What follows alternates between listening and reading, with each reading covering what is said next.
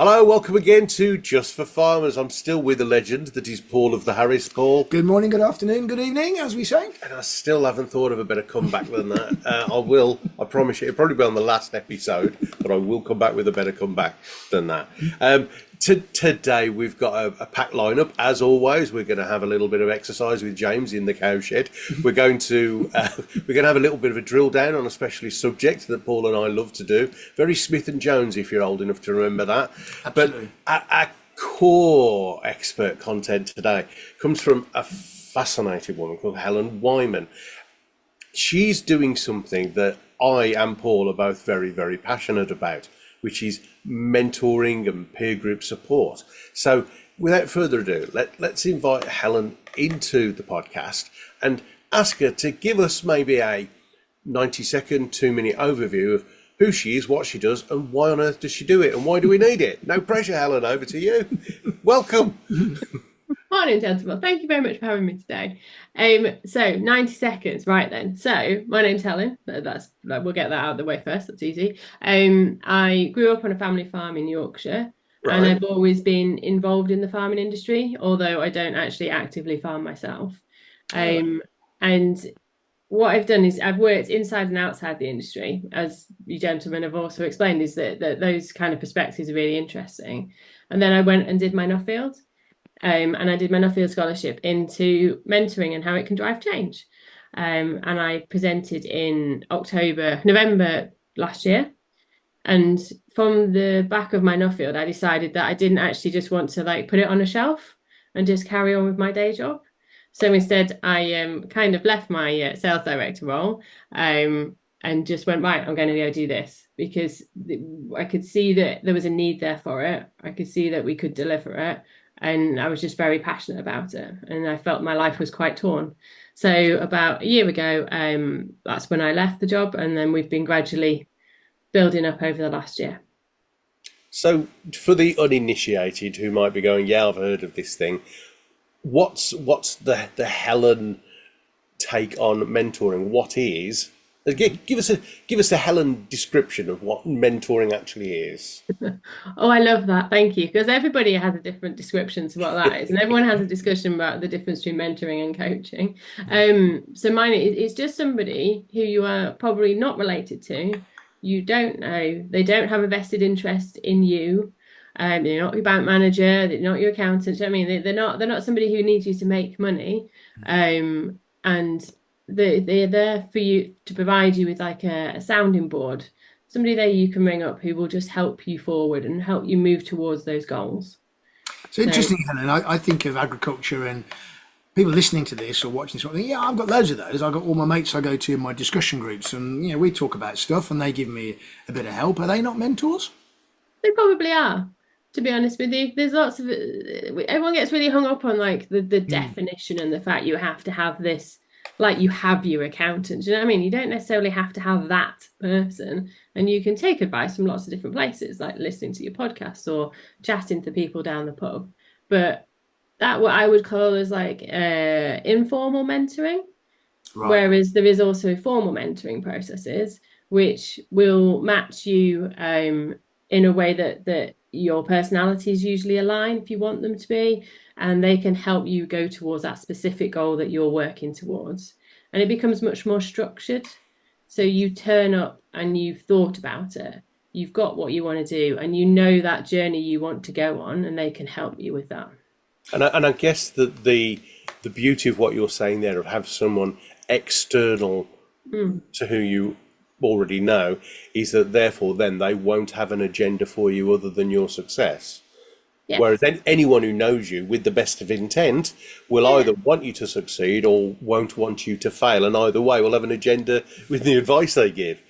Exactly. Or they know your dad, your uncle, and there's that thing that if you open up to them, it might get do back. This.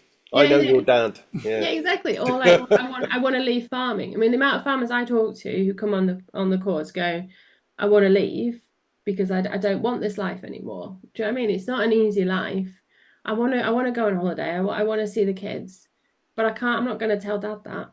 Do you know what I mean? They want to come and have somebody help them through that process, and they can't risk telling anybody else because it's also looked down on in the industry a lot at the moment. Hopefully that will change over time, but So what sort of barriers? I'm thinking again of maybe someone listening to this thinking, yeah, I quite like that idea, but does that mean I'm failing? Am I not succeeding if I need to go and talk to somebody else?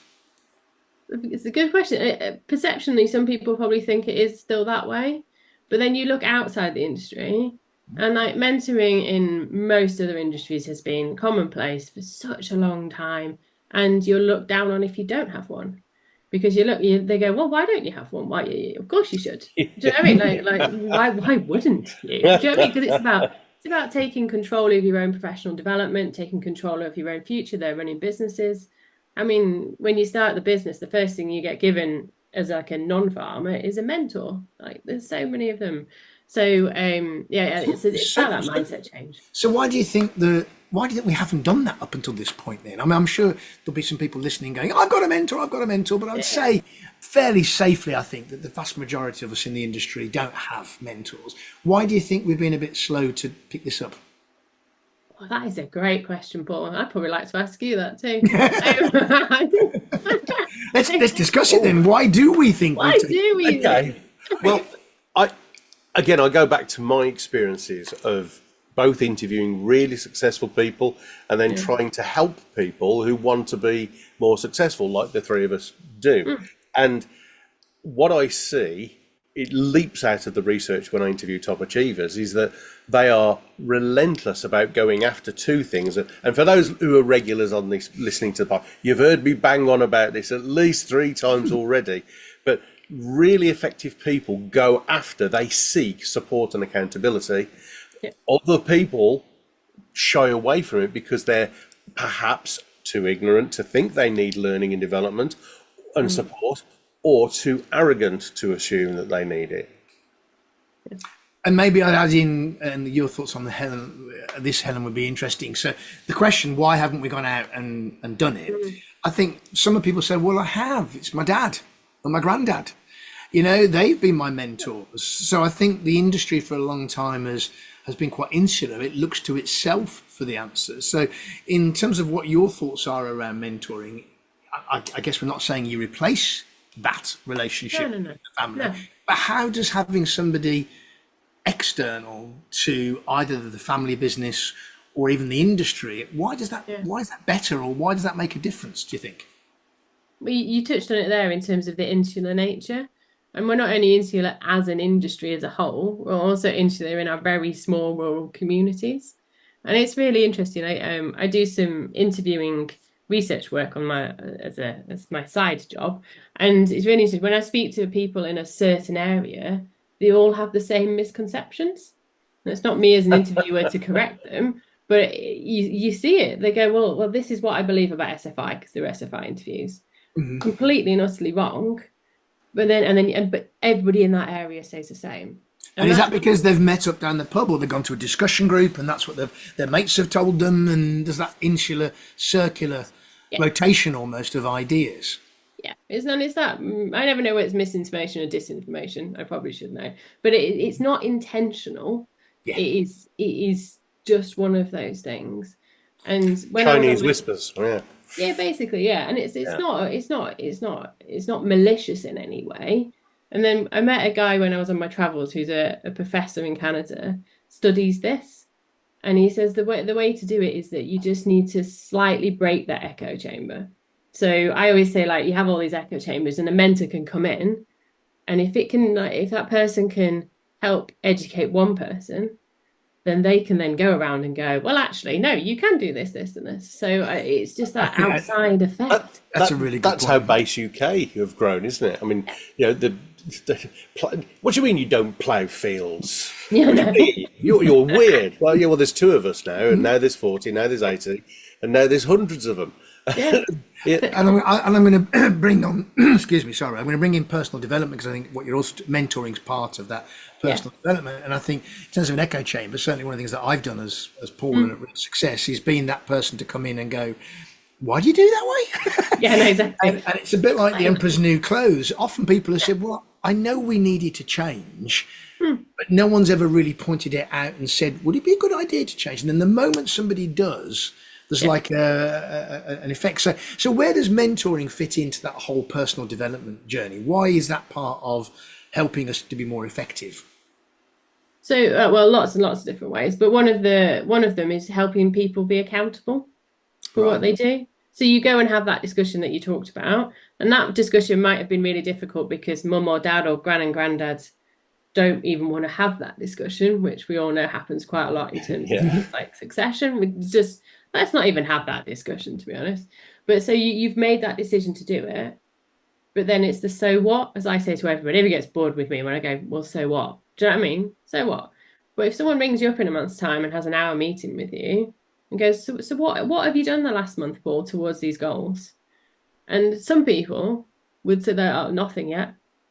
And then they'll get a bit embarrassed by that possibly. And they'll be like, oh, well, probably should do something. Then when you ring in a month's time after that, they'll be there with their list and they'll go, well, I've done this, this and this. And it's really nice for them as well, because we've all been on our journeys, not to sound too like soft about it, but you don't realize how far you've come sometimes. But if you have a monthly accountability meeting, basically what it is, you go, well, actually, I've done this and done this and done this. And then like, oh, actually, we're not where we want to be, but we're getting there. Can I just dig into accountability? Because that's another word that we hear, and I'll use accountability. But I think, explain the difference between the mentoring accountability and the accountability to my dad or to the rest of my colleagues. Because I can see from an energetic perspective, it's a different sort of accountability. It's more of a gentle accountability with a mentor, because you're not actually reporting to them. Because if I'm working for my boss, obviously there's a level of accountability. I've got to do what I've got to do. So is there a difference, Helen, in that sort of type of accountability with mentoring?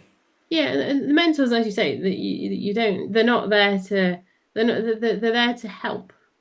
They're there to help, and it's much softer than, as you said, reporting to your boss. You're not going to get sacked. You know what I mean? There's no actual consequences. If you turn up and don't want to be there, or you turn up and you don't do what you need to do, then the person that loses out is you.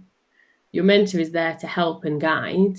And if you, for some reason, there's lots of reasons, you start off the journey and you want to do these things, and then things happen, don't they? And there's no bad feeling. It's just, they're just trying to help, basically. So in a sort of a pseudo timeline, what's the kind of process that you take people through, and what kind of results are they getting? So what we do is that we ran a pilot scheme last year. Then out the back of that, we've changed quite a few things, because if you run a pilot and don't change anything, then what's the point in the pilot, to be honest with you? So last year we ran all online training, excuse me, which we were told were like, yeah, we want to watch it in our tractor cabs on a night and all this kind of stuff. But actually the feedback when they actually did that was, no, actually we want to be in a room with people. So we're running monthly courses, and we're going to put 40 people in a room, and we're going to make sure we get people from lots of different parts of the industry. So we want farmers, we want academia, policy, supply chain, associated industries, vets, everybody, right? Because everybody needs to come together and create this cohort. And we're going to do lots of things on that day. So we're not scary like things, but like nice things on the day to create them into a team. Because that's what, from my experience of doing the Worship Company course and the Nuffield course, one of the great advantages is the cohort that I sit as part of. So I can ring them and ask them questions, and they become my mentor. What's the word? Not like a professional mentor, just somebody there. So we do that. And then off the back of that, we do 1 hour a month for 6 months. They get a mentor. And that's to make sure that the things that they learn on the day, the thing, I'm going to do this, this and this, that it holds them, as we said, accountable, but also that we can keep them moving forward. So why would I choose not to do that? Because that obviously sounds really sensible. Sounds like a no-brainer, and logical, like a no-brainer. Yeah, of course we do. That's what we're trying to do. Yeah.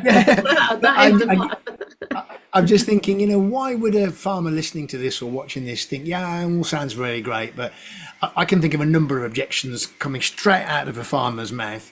But I'm just curious to know what you think. What are the objections almost maybe you get when you talk about this as an idea as to why people don't want to do it? Oh, yeah. So the weird thing is though, is I don't actually hear too many because the people who actually talk to me are the people who actually want to do it, if you think about it that way. Ah, Of right. It's a course. self-selecting group. Because I go out there and do these kind of things and do the presentations, and the people who come and talk to me are those people who are at the right place to do it. So like when people come and ask me, should I do enough fields? It's about the right place and the right time. And this is a similar kind of thing. If somebody is sat there and they don't want to do it, then don't come on the course. Yeah, yeah, Because yeah. I'm not pushing water uphill, basically. Because You have to engage. one of the biggest objections I can imagine someone, I haven't got time to sit and talk to a mentor, and I actually know enough already. They couldn't teach me anything. Yeah. And I think what you're saying is, if those are some of the mindsets, then probably mentoring isn't for you. Yeah. But if you are thinking, do you know what? I just want to get a different perspective. I'm in that stage of my career where I need to make some changes. I don't want to farm in the way that mum and dad have farmed, but I can't tell them. Then, if you're in that sort of mindset, I guess you're saying you're possibly ready to talk to somebody, maybe off the farm, outside of the industry, Yeah, that yeah. can then help you. Would that be right? Yeah, that's right. And that's why I do a lot of this kind of thing, is because it just gently helps start people on this process. Do you know what I mean? They're like, oh well, if other people are doing it. And then the more people we get through, the more people we will start putting on stages with me, and they can stand up and they will go, well, I did it and you kind of look like me. You do you know what I mean? Like, well, do you know, and that's its relatability. People isn't it? just like you have done People is mentoring and basically, but that's social important. proof. Social It's proof. really important, and we're getting there. But we're also finding a lot of industry coming through as well, because they're great organizations they work for, but you don't necessarily want to be mentored by someone internally if you like, you can't tell them you want to leave and, do you know what I mean, do something else. So it's we find a lot of industry coming on as well, which is really good. So a couple more questions about this. So what's the benefit? Say I'm a farm owner right now, yeah, and I'm owning a farm. What would be the benefit to me of encouraging one of my members of staff, maybe, or a leader, farm manager, herd manager, working farm manager, to go off and do something like this? How am I going to benefit as a business owner? So there's actually huge amounts of data out there about it.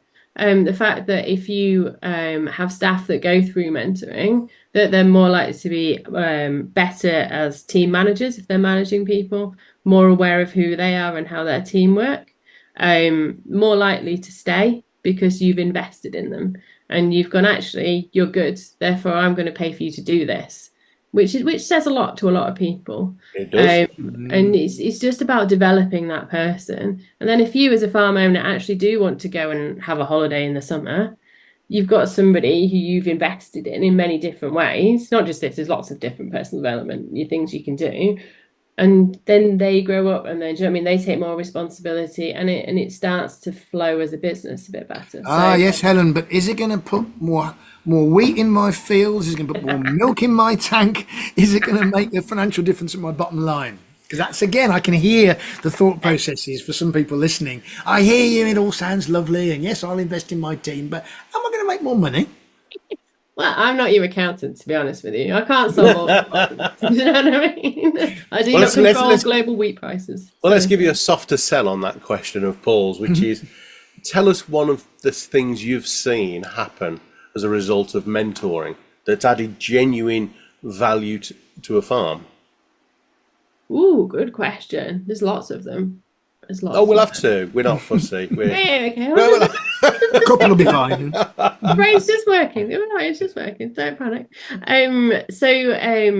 Yeah, we've had some where the owners have come on board and we've taken them through the process, and it's done a lot in terms of team management, because Paul will see it a lot as well when he's on site, is that they have to employ people, but they don't know how to manage people.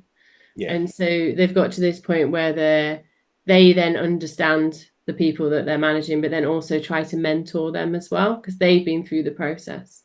So we see that people are taking greater responsibility on the ground, and it's going to sound really I don't want to sound too soft about these things, but if the team is happier, the team performs better. Yeah.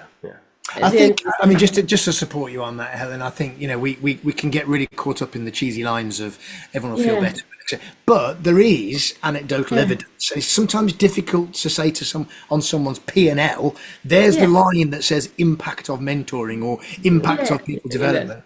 But if you think about staff turnover, you mentioned about investing in, if the employee feels my farm owner is investing in me, I'm likely to stay. Staff turnover, one person leaving, research last year, average cost 12.5 grand. So if doing through some mentoring, that person doesn't leave, you just saved yourself 12.5 grand. And then there's lots again of evidence that from a livestock farming, happier people. Animals produce more milk. If that's a dairy farm, there's less mistakes going to happen. There's less health and safety is a nightmare in farming. Less errors, less injuries. It's difficult to put it on a P&L, but anecdotal evidence would suggest that investing in our people has an effect on the bottom line. Would you agree? Yeah, definitely. And I think if you look outside the industry, as we said, that lots of other people that I'm sure you know, David, outside the industry are just, of course you have a mentor.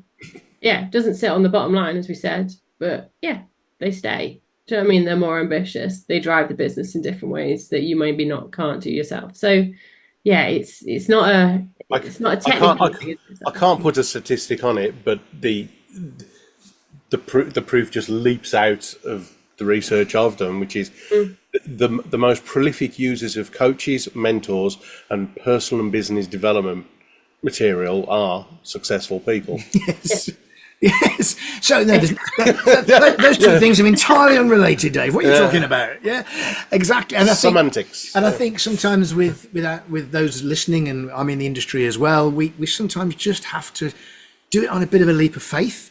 Because often with other aspects of our farms, we know if we press this button, this will happen. We can see the evidence. If we improve fertility, this will be the bottom line impact. If we get an extra pence per litre on our milk price, we'll get extra. Whereas with a lot of what we're talking about here, it's a leap of faith, which is often best done by talking to other people who've taken that leap of faith. Yeah. And then that will encourage us to do so. Yeah, exactly. Yeah, and there's the old cliche in the world of training and learning and development, which is, well, we can train our staff, but what if they leave? Well, what if they stay? Yeah. What if they stay untrained? Yeah, it's my favourite phrase. People often say, "What's the point of investing in training and development?" Because, as you say, and I said, "Well, what happens if you don't train them and they stay?" And you get this sort of sudden recollection on their faces, an aha moment. I remember I spoke in Denmark once, and there was about 1,000 people, and I said that, and there was this gasp of, "Oh my God, you're quite right." I end up with all the untrained people, and everybody else. Yeah, exactly. So, okay. So, what would people look for if I'm running a farm again? Somebody who I think is ready for mentoring. Are there any signs that we can spot in somebody that maybe it'd be right to say to them, maybe you need a mentor? Who's right for it? Who's ready and right, or ripe even for mentor? Are there things we can look for, Helen, in somebody that would suggest they're ready for that? So people will tend to start asking for more development, or asking, do you know what I mean? They're there going, oh, can I just? And you can see it in most people, can't you? As you say, you can see when they start to push, and you can see when they're starting to invest in themselves and have a bit more clarity about where they want to go. And some people don't want it and don't need it and are quite happy where they are, and that's absolutely fine. But some people, you normally can tell when they're like, yeah, we're ready, I want to go do this, or can I go do this, or I've seen this, can I do this? And that's the point we always think people are ready for. And then on the mentoring side as well, there are some really good people on farms that would make amazing mentors. And I'm not talking about technical as well. That's also something I forgot to say earlier. We're not looking for technical mentors, because I think there's plenty of those around. There's a lot of people who do a great job of it, but it is that professional development. And I also think there's a lot of people on farms that don't realise how good they are at mentoring, but that's a good point. I was going to drill into that for you as well, but just I'll come back to that question. But I'm thinking, is there an age thing here? So so I'm a mentee now. It's obviously a young person's thing, isn't it, Ellen? Only young people want to be mentored. Is that the wrong or right assumption? I sat here and said yes, Paul. What would you say? So I'd say I disagree with you, but Yeah, I just we'll have a I'm heated just discussion thinking of about things that. people are out there thinking about. Yeah, but I'm 50 now. I'm too old to be mentored. Is that fair or is that unfair? It's a mindset, not an age. As I always say about everything in life. As I get older, I say that even more. Yeah, it's definitely a mindset and not an age. We've got all sorts of people of all different ages coming through the program. Exactly. Genuinely, there's not an age situation It's to a either mindset. side. No, from a mentee, and also, can I touch on mentors as well at Yeah, that? I was about to say, why become a mentor? Why would I want to become a mentor then? So just slightly backwards in terms of age and mentors as well, is that everyone's like, well, I'm not retired. Do you know what I mean? I've not run a big business. Do you know what I mean? I've looked after cows and like whatever. Like that, I don't believe. Like everybody at any age can be a mentor. Some of our best mentors were quite young because we matched them with younger people as well. So we had somebody who was 22 and in university on their gap year, didn't know whether to go home or not. Do you know what I mean? They're in that kind of, oh, I don't know what to do. We matched them with a 28-year-old who had been through it. Do you know what I mean? And is not coming out the other side, but understands those challenges that are very specific to that generation who are coming in without subsidies. Do you know what I mean? All the climate change issues that we're going through, and it's relatable. Whereas we've also matched people with people who are in their 60s with people who are 25. We need the biggest range of people and the biggest mix of mindsets in the room. We should go after who is the expert. I mean, in my business, I've had guys in their 60s in pinstripe suits come and sit in my office advising me on business. I've also paid, I think he was 15-year-old. He was a 15-year-old lad from a high school in Wales to mentor me on creating YouTube videos because he was much better at it than I was. So we should go where the expertise is and be very open to that. I think this is a really important point, actually. This is about mindset, not age. I mean, in the industry that you work in, Dave, in schools, there will be mentors in schools, won't there, who will be mentoring the younger people. So you haven't got to be an older person to be a mentor. So what would I get out of being a mentor? So I'm decided I want to mentor somebody. I think I've got something to offer. What am I going to get out of that, Helen, by becoming a mentor? So lots of things. So a lot of people talk about the mentor high, which is that feeling of meeting somebody and then seeing them develop and seeing them go on and achieve. And it's lovely. I've mentored people in the past, and you know what I mean? You start off with them and they're like, oh, I'm very uncertain and unconfident, and then you see them present their Nuffield, or do you know what I mean? It's that kind of proud parent style situation where you just like, and it's really nice to give back, because a lot of people have given a lot of time to me, and I wouldn't be where I am now without the mentors that I have had, and I've been very lucky to have them. Me too. Yeah, me Ditto, too. yeah. See, but it's nice to give back, and it's nice to give back to this next generation. And a lot of people love the industry that we work in and really believe that farming in rural communities are special. Then we need to help ourselves. Nobody else is going to do it, and the way to do that is to help people internally. Yeah, there's lots of people informally, but Sorry, I didn't mean to interrupt you. I was going to say I loved what you said earlier about how many farmers are actually already good mentors and totally undervalue what they know and their skill sets. yeah. And if any farmer wants to just dip their toe in the water before doing something of significance for their business, go to a local high school, college or university and offer your services as a mentor to a young adult, because you can give them, I mean, I'm just thinking about some of the skill sets farmers have that young people are desperate for, and all they need is to be shown how and be believed in. Try saying that. Be believed in. And it's around work ethic, planning, organisation, taking action, overcoming procrastination, taking personal responsibility. These are all things that farmers are outstanding at, and young people would be in awe of you. Yeah. We don't shout about it enough. I like what you said about, you called it the mentor high, I think you called it as well. We've just come off another recording about health and well-being. And one of the things that the lady was saying was that when we give, we get. It's okay. So are there any other reasons why because I'm thinking of something as well about being a mentor. Do we get something back? Do we sometimes learn when we teach? Of course you do. It's like, it's one of Oh, he those set that. Didn't he set that up well? Hey, hey, very well. that was seamless. Good link. Very good. So it's like, yeah, and you know, we talked about echo chambers earlier. So yeah, you have the mentees that sit within their own echo chambers, but mentors can as well. So it's really nice for them to connect with somebody who isn't probably geographically located, might not be in the same specific silo of our industry. And they went, oh, I didn't really know much about dairy farming. Do you know what I mean? And it opens their eyes, and it also opens them to new connections and because the industry is very, although we always call it the industry, it's massively siloed. I mean, your poultry guys don't talk to you, all this kind of jazz, and then the policy, and anyway, so they don't all talk to each other. So the more that we can create these cross connections, mentor, mentees, whichever way around, the greater the value, I hope.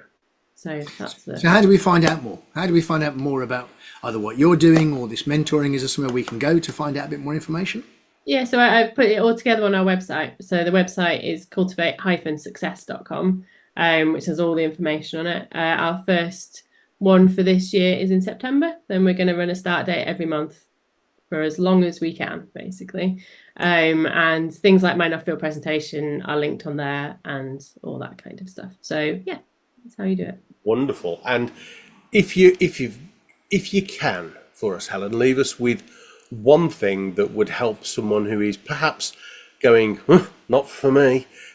One thing that just might enthuse them or inspire them to make them want to look into this a bit deeper. What have you got to lose? What have you got to lose? Yeah, you can't argue with that, can you? Really? Yeah, fantastic. Wonderful. Helen, thank you very much indeed for your time, your honesty, your expertise. And let's hope this encourages some farmers to get in touch and get involved in the mentoring process as a mentee or indeed as a mentor. Thank you so much indeed.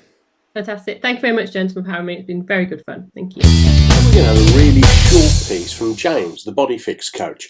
Something that'll help your well-being. But remember, it's advisable to speak to your doctor before you start any significant exercise regime. We're with James again, the Body Fix coach, and we've worked on the neck, we've worked on the feet, we've worked on all sorts of stuff, the back, the thighs. How about the hips?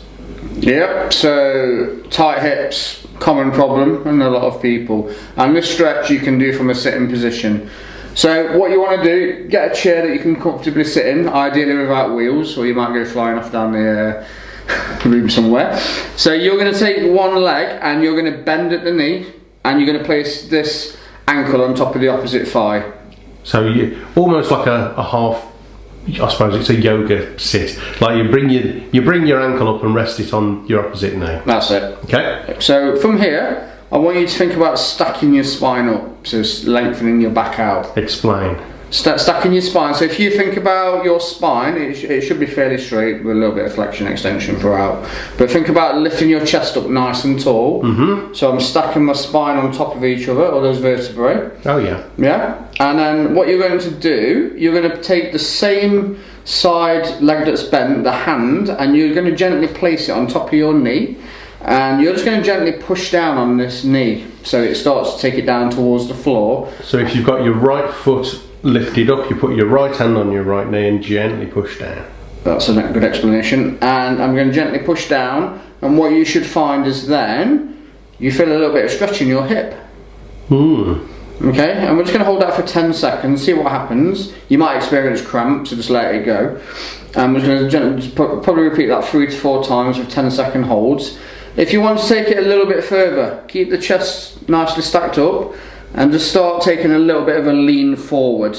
So I'm going to imagine we're going to try and put my chest to the floor. That will increase the stretch through the hip. And stretch the lower back as well? If you're flexible enough, you might get a bit of a stretch in the lower back. Okay. And then you will just repeat it on the other side. Okay, so then you lift your left leg up, rest it on your right. That's it. Put your left hand on your left knee, gently push down. After you've stacked your back up, of course. Okay, and what will that help farmers be able to do, or be more flexible, or? So if we experience a lot of tightness in the hips, it can lead to back pain. So all this is working on is the external rotation of the hips. So you'll feel a bit of a stretch into the hip and into your backside as well. So it should just create more movement throughout the hips, so they move a bit more freely, and that will help you throughout your day. And a general question now, James. We've done lots of different stretches and exercises that will help maintain or improve. What about those mornings where maybe they've overdone it, baling hay or seeding or something, or lifting trailers onto the tractor hook, and maybe they've just overdone it a bit and they're really struggling even to move, get out of bed in the morning? What would help them be able to go to work that day?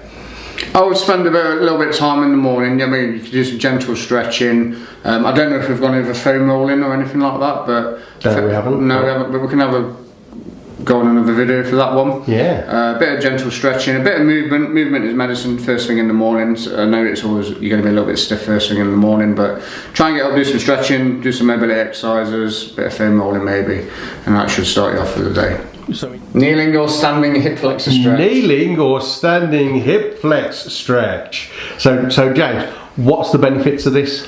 So the kneeling or standing hip flexor stretch is designed to stretch out your hip flexors. Right. So if we are sat down during the day, we're driving, we're sat down watching TV or anything where it just involves sitting down, our hip flexors, which are starting just next to our belly buttons, they're running past our hips down towards the knees. Right. So if you can imagine you're sat down, these muscles are shortening. And if we don't stretch them back out to their optimal length, all sorts of weird things can start happening to the body. Pelvises can start to tip forwards, which can cause lower back pain. We can start to get pain in our knees, in our ankles, all sorts going on. So this stretch, I would recommend doing every day. Okay, now I see you've got a folded up towel on the floor. I have got a folded up towel. We'll start with the kneeling variation. I've just got the towel.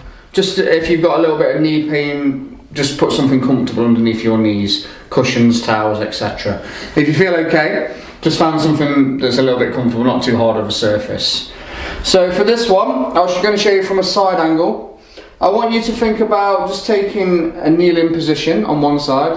Imagine you're proposing to somebody, something like that, alright? We're going to take a kneel down. So my knee is underneath my hip. On the front leg, my ankle or my heel is underneath the knee. So the way I'm looking at this is that you're kneeling on your right knee on the towel, the front of your thigh is very straight, yeah, and then your left leg is up in a 90-degree angle as well. That's it. Back leg, I can either have my toes tucked under, or I can have the foot trailing behind me. Doesn't really matter, you might just feel a little bit of a different stretch in the front of the leg, the thigh muscles. From here, again, think about stacking the chest nice and tall, the spine nice and tall. All you want to do to engage this stretch, think about tucking your tailbone underneath. Okay, so if I tuck my tailbone underneath, or I squeeze my butt cheek that's behind me, I will immediately feel a stretch somewhere down the front of my leg. So it may be in the middle of the thigh, it may be down towards the knee, or it may be a little bit higher up into the hip. I'm going to hold this stretch, ideally, for 30 seconds, up to 2 minutes. You can increase the stretch by coming back out of it, taking a deep breath in, and then going back into the stretch. After about a minute, you will find the muscles start to relax and lengthen, and that's where we need to be to get them longer again. If you haven't got a lot of time during the day, maybe just do 15 to 20 second stretch. Then you're going to repeat it on the other side. I'm going to show you the standing variation now, for those that can't get down onto the floor. All you need to do, grab onto a wall. You're going to take one big step back behind you with either leg. So immediately, I'm in hip extension. My leg is behind me, so my hip is extended. Then all you need to do here, you can carry on holding onto the wall. Right, let's just explain. So the left leg is about 8 inches from the wall. If you think standing facing the wall. If you think about starting with both legs underneath your hips, Okay. hip width apart, grab onto your wall, Yeah. take one step back with either leg. So your right leg has gone My back. right leg has gone back, I'm now in hip extension. Then all I've got to do here is think about doing exactly what I did on the floor, tucking the tailbone under. Immediately I've got a nice stretch to the top of the hip. So back straight. Back straight, all I'm doing is squeezing my butt or tucking my tailbone under, and I've got a nice stretch in my hip, and I can hold that for 15, 20 seconds, bring it back, and then I can change to the other leg. Big step back, squeeze the butt, and you've got a stretch in the hip. You may find that one side is tighter than the other, so I would suggest working on the sides where you feel like you've got the most pain. Wonderful. And would you suggest after they've loosened it off that they don't then sit down or perhaps go a little walk? I think it's a necessary evil sometimes that we just have to sit down, so just doing this stretch throughout the day is going to make a lot of difference to your body and the pain that you feel. Wonderful. Thank you very much indeed, James. Hi, welcome to another drill down. This is going to be a doozy. I don't even know what that word means, but it's going to be one. It's a doozy. And we're going to talk about the importance of starting to have a conversation with your family on the subject of succession planning. Oh, you mentioned the S word. That's the S word. SP words, yeah. It's one of the most sensitive topics that we come across in agriculture, is that whole topic of succession, which in this context, for this conversation, we'll primarily talk about family succession. Okay. But of course, succession planning isn't just about family. It can be also members of staff and who's going to become the next herd manager or farm manager. But in this context, for this drill down, we're going to drill into the family succession issues of how do I start that conversation with my mum and dad if I'm working on the farm, or how do I start that conversation as mum and dad with my children? And it can be a really tricky topic, Dave, that people just don't want to talk about. And so because they don't want to talk about it, they tend to avoid having that conversation. So many of us lose elderly family members for whom it would have been great if everything would have been T's crossed and I's dotted. Dies Otted. Dies Otted, hey guys from Birmingham, Dies Otted, like, and I don't even know what that means either. But they've got their trusts in place, everything. So will is written, expression of wishes, everything done, power of attorney handed over to their children, and finances put in place for the most tax affordable scenario. But rarely does that happen. Now, I speak from personal experience, Paul. My elderly father just recently passed away, and for so many years, especially in the latter years, he resisted giving us three kids power of attorney or control over his finances or updating his will, because he just thought he was going to live forever and have sound mind to deal with it all. Eventually, after a couple of incidents, he decided to put it all in place. And as sad as we were to lose our father, I have to say that the situation has been so much easier to deal with because everything was sorted before the problem occurred. And I think it's fair to say that in agriculture, Dave, that there's a paradox here again. It's often actually far more complicated than a traditional setup where it might be somebody's house is the only asset they've got, and it automatically goes to their 2, 3, 4, 5 children in equal measure. Often with agriculture, partly from an inheritance tax perspective, but also just from an emotional perspective, there's a lot more invested emotionally into that farm, and actually to leave that to chance or to leave it to your children to potentially sort out how it should be is often why I think we put it off, because it's quite a tricky thing to get started. So it's like, how do we even start that conversation? So I'm going to briefly talk about the two perspectives really, and I'll talk about mum and dad and son and daughter. For the purposes of just simplicity, I'll talk about father and son. Accepting just rather than to keep repeating the words. So how do we have the conversation with, if I'm a son working on a farm, or a daughter, but for the sake of simplicity, how do I have a conversation with my dad? He doesn't want to even talk about it. So here's my first thing. If you're listening to this, driving a tractor, thinking, I need to have a conversation with dad or mum and dad about what's going to happen to the farm, the first thing I would say is see it from their perspective first, not yours. put yourself in the shoes of the other party. The same thing applies in reverse from mum and dad to 100%. your children. Yeah. So what's going to be worrying dad? One of the first things that's going to worry dad and mum is, but particularly for dad often, is what's his role going to be? Farming's all I've ever done. The word retirement often equals end of life for farmers. So we have to start to, first of all, ensure that we're not saying to our parents, when you have a succession plan, that's it, dad, you're out. I often talk of this phrase, Dave, you got to talk about your parents and your dad often moving from manager to mentor. So a mentor is somebody that you want their knowledge, you want their experience, you want to use it like a sponge. The manager is still dealing with the day-to-day, the mentor has let go of the day-to-day, but they're still there for you. So it's about talking about their roles. Before you get into the tax and inheritance and who's going to have what share, think about the emotional impact on your mum and dad first. If I flip it for a second, if you're mum and dad and you're thinking, yeah, one of my children work on the farm, but the other two don't. Ooh, that's going to be a tricky conversation to have. Again, think about it from their perspective. The son or daughter that's working on the farm and the two or three that are not, what are they looking for maybe? Is it security? Is it certainty? Is it financial security? Is it, I just want to be able to carry on farming, please. Don't take my livelihood away from me. When you start to think about it from the other person's perspective, you realise how important it is to start the conversation. That is so true, Paul. And I'm trying to remember the name of the exercise, so forgive me, I can't off the top of my head. But I think it's called the umpire's chair, where you put yourself in their shoes, you put yourself in your shoes, and then you step into the shoes of someone totally independent, an umpire who can listen. It's called perspective positioning. That's it. Perspective positioning. Yeah. And you gain the perspective from the parents, the child, and then as an independent observer, you then pass comment on perhaps ideas for a smoother way forward. Exactly. So what Dave's suggesting is that if you're the child thinking about how do I approach this from the parent's perspective, sit in the umpire's chair, look across in your mind and think, what would mum and dad be concerned about? What would they be worrying about right now? And you do it from that perspective because you've got your own, so what your needs are, but you sit in that impartial place and get the perspective.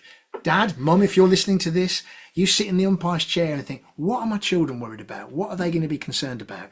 One of the huge things that your children are going to be concerned about is you not being here. That's the biggest thing they're going to have to deal with. So if we then lump on top of them a lack of clarity, they've got to start talking to lawyers and solicitors and potentially falling out. Think of it from that perspective in the umpire's chair. Would you want your children to have the additional burden of trying to work out your affairs after you've gone when they're dealing with the grief of losing you?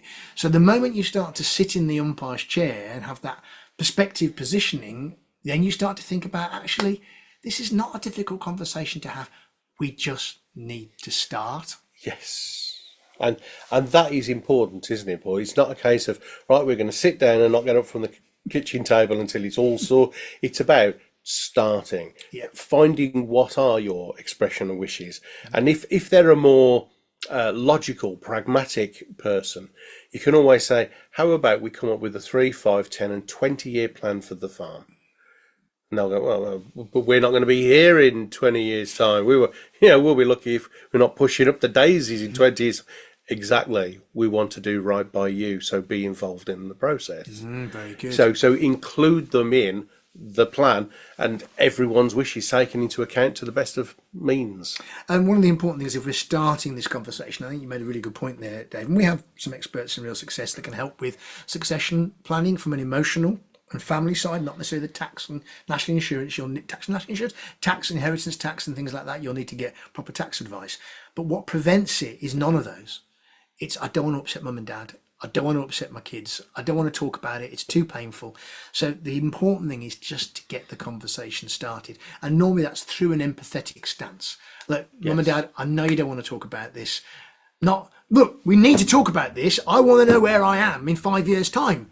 That's often what often happens. And mum and dad go, yeah, but we're not ready to talk about that now. If we say, look, I know this is an uncomfortable subject. I know you might not want to talk about it right now, but I want to make sure that your wishes for the farm I know what they are after you're not here. I can't ask you when you're not here. So at 100%. some point we need to have that conversation. Can we start that conversation? And one of the things we would also say is, as much as possible, you need to involve all of the parties that are interested in that. So if you have got siblings that are not involved in the farm, you need to include them. You can't just have the conversation yourself and force your mum and dad to do what you want. You've also got to understand what your brothers and sisters, if you have them, want as well. So the importance of getting the conversation started, I believe, is the most important part of succession planning. Right. After that, it becomes a lot easier. There's lots of experts out there that can help you. But the first bit, get the conversation started. Be empathetic, sit in the umpire's chair, and then say, right, why don't we have a meeting? Let's have a conversation. When can we do it? Let's put a date in the diary. Oh, let's do it next year. No, mum and dad, I think we need to do it sooner than that. Look what's happened to Bob down the road. Those sorts of examples. Yeah. Social proof, always a good one. Yeah, where their children now don't know what mum and dad wanted because dad had an accident on the farm. He had ill health all of a sudden. You cannot put this off. Do it today. Have the conversation. Paul, it is a sensitive and a difficult thing to talk about, but Paul's absolutely right. Have the conversation. Failing to have the conversation will not make the situation better. It'll only make it worse. And you want to do right by the kids, and the kids want to do right by you. So have the conversation. Fantastic. Start. See you soon on another drill down.